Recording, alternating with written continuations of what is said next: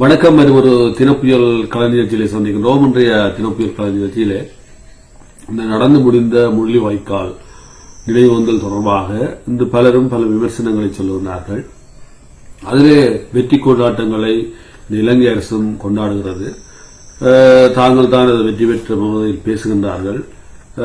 சமூக ஊடகங்களும் அதோட இலத்திரனியல் ஊடகங்களும் அரசு வெற்றி என்று முழங்கி தள்ளுகிறார்கள். ஆனால் இவற்றையெல்லாம் பதிவு செய்கின்ற இந்த சமூக ஊடகங்கள் அல்லது யூடியூப் இவர்கள் எல்லாம் சற்று சிந்திக்க வேண்டும். என்னவென்றால், எங்காவது இந்த 30 கால தமிழர் போராட்டத்திலே இலங்கை அரசு வென்ற ஒரு வரலாற்று வெற்றி யுத்தத்தை எங்காவது இடத்திலே குறிப்பிடலாம். அவ்வாறு குறிப்பிட்டால் இந்த யூடியூபர்ஸ், சமூக ஊடகங்கள் கூறுகிறவர்கள், இலத்திரனியல் ஊடகங்களில் கூறுகின்றவர்கள் சரி என்பதை ஏற்றுக்கொண்டு இந்த ஊடகத்துறையை விட்டு விலகுவதற்கும் நான் தயாராக இருக்கின்றேன். ஆகவே இந்த பொய்களை கூறக்கூடாது. மக்களுக்கு பொய்களை கடத்தி செல்வதற்காக தமிழ் மக்களுடைய போராட்டத்தை நளினப்படுத்துகின்ற விதத்திலே தகவல்கள் அமைந்துவிடக் கூடாது. அதாவது இந்த யூடியூப்பிலே வியூவர்ஸ் கூடுவதற்காகவும் அல்லது பேஸ்புக்கில் வியூவர்ஸ் கூடுவதற்காகவும் இப்படியெல்லாம் நடந்து கொள்வது என்பது உண்மையில் அது அறிவதற்கத்தக்க ஒரு விடயம். என்றால் இது ஒரு தியாகம். இந்த போராட்டம் என்பது தியாகம்.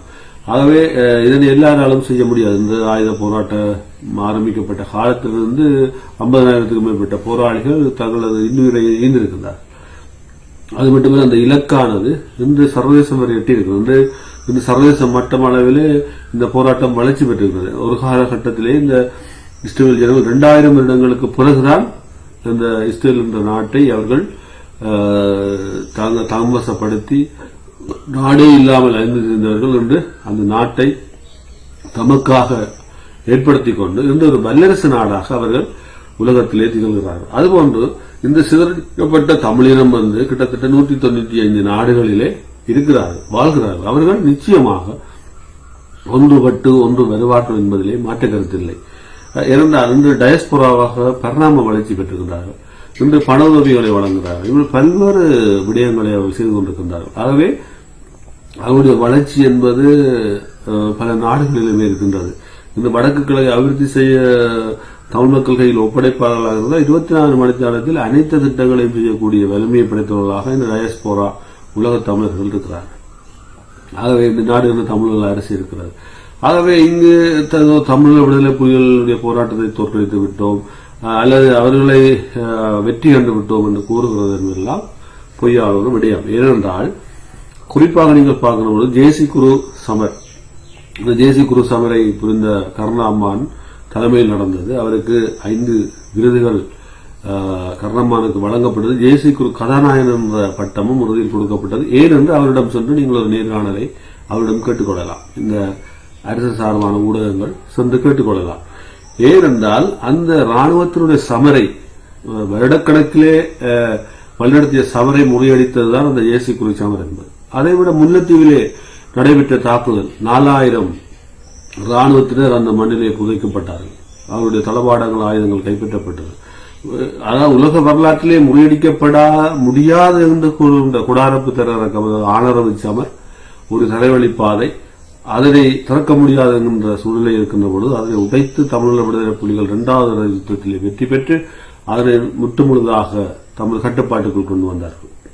இப்படி இந்த பூகோள அரசியலுடைய நிலைமைகள் தமிழக விடுதலை புலிகள் கடல், வான், தரை என்று வளர்ந்து வந்து 58 கட்டமைப்புகளை கொண்டிருக்கின்ற இந்த நிலையிலே அவர்கள் இன்னொரு நாடு என்கின்ற ஒரு நிலைப்பாட்டை கொண்டு வருகின்ற பொழுது அவர்கள் சர்வதேச ரீதியாக ஒரு பலம் வாய்ந்த ஒரு சக்தியாக பிரபாகரன் அமைந்து விடுவார் என்கின்ற ஒரு நிலைப்பாட்டுக்காக இந்த பூகோள அரசியல், குறிப்பாக இந்தியா, அமெரிக்கா, சீனா இணைந்து இந்த போரை அவர்கள் முடித்துவிட வேண்டும் என்றார்களே தவிர தமிழ் விடுதலை புலிகளுடைய போராட்டம் உற்சாக அளிக்கப்படவில்லை. இன்றும் அவர்கள் உயிரோட்டமாக தமிழக விடுதலை புலிகள் இருக்கின்றார்கள். அதில் மாற்றுக்கருத்தில்லை. இன்னொரு விடயமாக இந்த முள்ளிவாய்க்கால் இந்த விவகாரத்திலே தற்பொழுது இந்த சம்பத் பத்திரன போன்ற ஊடகவியலாளர்கள் பிரபாகரன் இறந்ததான அந்த உடலை காட்டுவதற்காக சென்றிருக்கின்றோம், ஆனால் அதை நாங்கள் நம்பவில்லை அப்படி என்றெல்லாம் தற்பொழுது அந்த வீடியோக்களை எடுத்து போடுகின்றார்கள். இதெல்லாம் இவர்கள் இந்த பிரபாகரன் மீண்டும் வருவார் என்கின்றதை சொல்ல வருகிறார்களா அல்லது பிரபாகரன் இறந்து விட்டார், தேசிய தலைவர் பிரபாகரன் இறந்து விட்டார் என்பதை கூற வருகிறார்களா? இல்லை, அவர்களுடைய வயிற்று வளர்ப்பிற்காகவும் இந்த செய்திகளை கடத்த வேண்டும் என்பதற்காகவும் மீண்டும் ஒரு பிரளயத்தை உருவாக்க வேண்டும் என்பதற்காகவும் இதை பேசுகிறார். ஒரு விடயம் என்னவென்றால், யுத்த களத்திலே ஒருவேளை பிரபாகரன் இறந்திருந்தாலும் கூட அவருடைய உடல் இல்லை என்பதை பலர் கூறிவிட்டார்கள். பல ஆராய்ச்சிகளிலும் கூறப்பட்டிருக்கின்றது. இதற்கு மேலே திருப்பி திருப்பி பேசுவதிலே எந்தவித அர்த்தமும் இல்லை.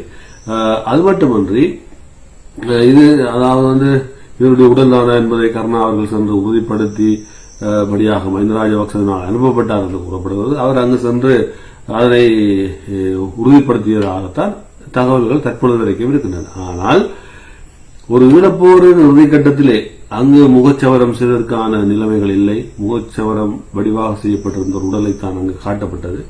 அது மட்டுமன்றி பிரபாகரன் அவர்கள் அங்கு இறந்திருப்பதற்கான வாய்ப்புகள் இருக்கின்றனவா என்றால் கூடுதலாக அது இல்லை என்பது பல நேர்காணலிலும் பல விமர்சனங்களும் சொல்லப்பட்டது. பல விடயங்கள் இருக்கின்றன. இதே இப்பொழுது என்னவென்றால், இலங்கையிலே ஒரு இனப்படுகொலை இடம்பெற்றதா என்கிறதை மூடி மறைப்பதற்காக தற்போது இருக்கக்கூடிய இந்த அரசாங்கமும் ஊடக ரீதியாக அல்லது இந்த சமூக வலைத்தளங்கள் ஊடாக அவர்களும் முயற்சிகளை மேற்கொள்கிறார்கள். ஆகவே இந்த நாட்டிலே ஒரு இனப்படுகொலை இடம்பெறவில்லை என்று சர்வதேசத்துக்கு சொல்கிறார்கள். இப்படி சொல்கிற போது அப்படியாக இருந்தால் இந்த யுத்தம் யாருக்காக இடம்பெற்றது? 30 வருட காலத்திலே விடுதலை புலிகளை தோற்கடிக்க முடியாத நிலையிலே காட்டி கொடுக்கப்பட்டு 35 நாடுகள் இணைந்துதான் இந்த யுத்தத்தை முடிவுக்கு கொண்டு வந்தார்கள். யாருக்கு வெற்றி? இன்று நீங்கள் பார்க்கும்பொழுது கிளிநொச்சியிலே இருக்கிற அந்த கிரவுண்ட் அடியிலே 2000 உடலங்களை வைத்தார். ஆனால் 200 படி என்னவோதான் இவர்கள் இங்கே கொண்டு வந்தார்கள். இப்படி பல சண்டைகள், ஆனரவு சண்டை, முல்லைத்தூர் சண்டை, ஜேசி குரு, இப்படி பல சண்டைகளை நீங்கள் எடுத்துக்கொண்டாலும் கிழக்கிலும் வடக்கிலும் எடுத்துக்கொண்டாலும் எந்த ஒரு 30 ஆண்டுகளில் எந்த ஒரு யுத்தத்தை கூட அவர்களால் வெற்றி பெற முடியவில்லை. அரசு தரப்பால் வெற்றி பெற முடியவில்லை. ஆட்சி மாற்றங்கள் ஏற்பட்டது. சந்திரிகா வந்தார், இறுதியாக இந்த ஒரு உடன்படிக்கையின் ஊடாக தான் இந்த யுத்த முடிவுக்கு கொண்டு வரப்பட்டது என்ற ஒப்புதல் வாக்குமூலத்தை கூட மஹிந்த ராஜபக்ச, கோட்டபாய ராஜபக்ச, மைத்ரிபால சிறிசேனா, அதை விட கடற்படை தளபதி போன்றவர்களும் அவர்கள் தங்கள் ஒப்புதல் வாக்குமூலத்தை கொடுத்திருக்கிறார்கள். இன்று இவர்கள் எங்களை குற்றம் சாட்டுகிறார்கள். ஆனால் இவர்களும் இணைந்துதான் இந்த தாக்குதலுக்கு முன்னெடுத்தார்கள் என்று கூறுகிறார்கள். இனப்படுகொலை இப்படியெல்லாம் நீங்கள் கொலைகளை செய்தால் சர்வதேசம் கேட்கும் என்று கருணா அவர்கள் கூறியதாக, அரசாங்கத்துக்கு ஒரு உபதேசம் கூறியதாக, இப்படி செய்ய வேண்டாம் என்று கூறியதாக கூட கருணா அவர்கள் பேட்டியிலே கூறியிருந்தார். ஆகவே தமிழின படுகொலை என்பது ஒன்று இங்கு இடம்பெற்றது. இந்த தமிழின படுகொலையை மூடி மறைப்பதற்கு இங்கு யாரும் முன்வரக்கூடாது. ஊடகங்கள், பொதுவாக ஊடகங்கள் முன்வரக்கூடாது. ஏனென்றால் ஊடகங்களை அடக்குகின்ற ஒடுக்குகின்ற நடவடிக்கைகளிலும் இந்த அரசாங்கம் தற்பொழுது களமுறங்கி இருக்கின்றது. ஆனால் இன்று நீங்கள் பார்க்கின்றபோது இந்த முள்ளிவாய்க்கால் நினைவோந்தலை செய்வதற்கான அனைத்து அனுமதிகளையும் இந்த அரசாங்கம் வழங்கி இருந்தது. காலை இருந்தால் அவர்களும் ஒரு தீவிரவாத போராட்டத்தின் ஊடாக, பயங்கரவாத போராட்டத்தின் ஊடாக வந்தவர்கள். அவர்களால் இலங்கையின் முதல் பயங்கரவாதிகளாக சித்தரிக்கப்பட்டவர்கள். அவர்களுக்கு அந்த வழி தெரியும்.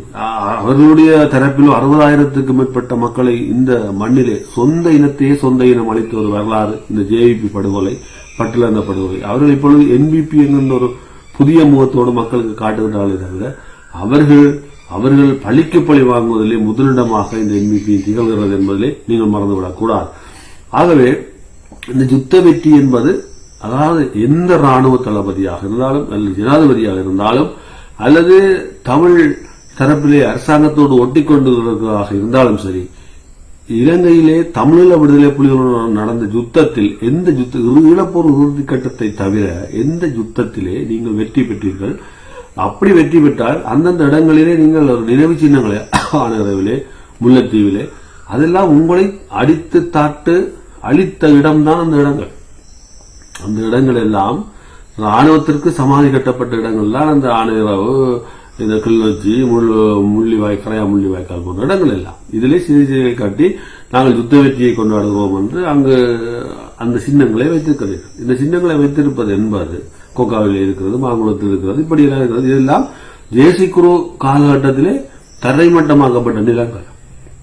அப்படியாக இருந்தால் யுத்தத்தை யார் வென்றார்கள்? இந்த வெற்றியை பார்க்க வேண்டும். ஒருவர் ஒரு வெற்றியை பெற்ற ஒரு ஓட்டப்பந்தயத்திலே ஒருவர் வெற்றி பெற்று விட்டார், அல்லது கிரிக்கெட்டிலே ஒரு வேர்ல்ட் கப்பை கைப்பற்றி விட்டார் என்றால் அந்த வேர்ல்ட் கப் கைப்பற்றியதுதான். அதை நீங்கள் இல்லை என்று கூறிவிட முடியாது. அதை விடவும் இன்னும் பல ஆதாரங்கள் இருக்குமாக இருந்தால், அதாவது இந்த 14 கட்ட பேச்சுவார்த்தைகள் உள்ளூர் பேச்சுவார்த்தைகளாகவும் 7 கட்ட பேச்சுவார்த்தைகளாக சர்வதேச பேச்சுவார்த்தைகளும் விடுதலை புலிகளுடனும் அரசாங்கத்துடனும் நோர்வே, ஜெனீவா, அது மட்டுமன்றி தாய்லாந்திலே, ஜப்பானிலே கூட இது நடைபெற்றது. அப்படியாக ஏன் இந்த மஸ்தியஸ்தம் பயங்கரவாதிகளுடன் ஏன் அப்படிப்பட்ட மஸ்தியத்தை வைத்திருக்கின்றார்கள்? அப்படி நீங்கள் பார்க்க வேண்டும். பார்க்க வேண்டும், அதான் உண்மை, நிதர்சன உண்மை. பயங்கரவாதிகள் என்ன தொடர்பு இருக்கிறது அப்படியாக இருந்தாலே? அப்படி இல்லை.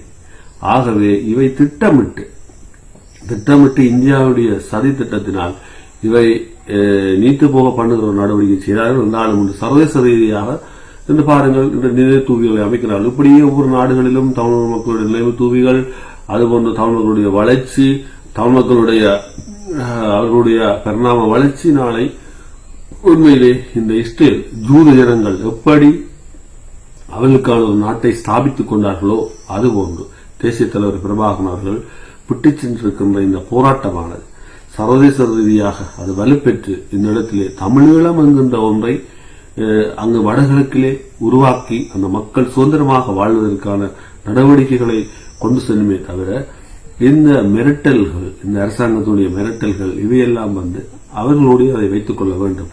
யுத்த வெற்றியை யாருக்கு கொண்டாடுங்கள்? நீங்கள் இனப்படுகொலையை ஒன்றை மேற்கொண்டோம் என்று அந்த விடயத்தை நீங்கள் கொண்டாடலாமே தவிர ஒருபோதும் இந்த நாட்டில் நீங்கள் யுத்த வெற்றியை கொண்டாடுவதற்கு தகுதியற்றவர்கள். அப்படிப்பட்ட அழிவுகள் ஏற்படுத்தப்பட்டிருக்கின்றன. ஆகவே ஒரு விடயத்தை கூறிக்கொண்டு இந்த தினப்புயல் களம் விடைபெறுகிறது. இந்த போலி முகநூல்கள், இணையதளங்கள், யூடியூப் போன்றவர்கள் இவற்றை செய்திகளை வெளியிடுவதாக இருந்தால் நன்கு ஆராய்ந்து வெளியிட வேண்டும் என்பதை கேட்டுக்கொண்டு இந்த தினப்புயல் களம் விடைபெற்றுக் கொள்கிறது. நன்றி, வணக்கம்.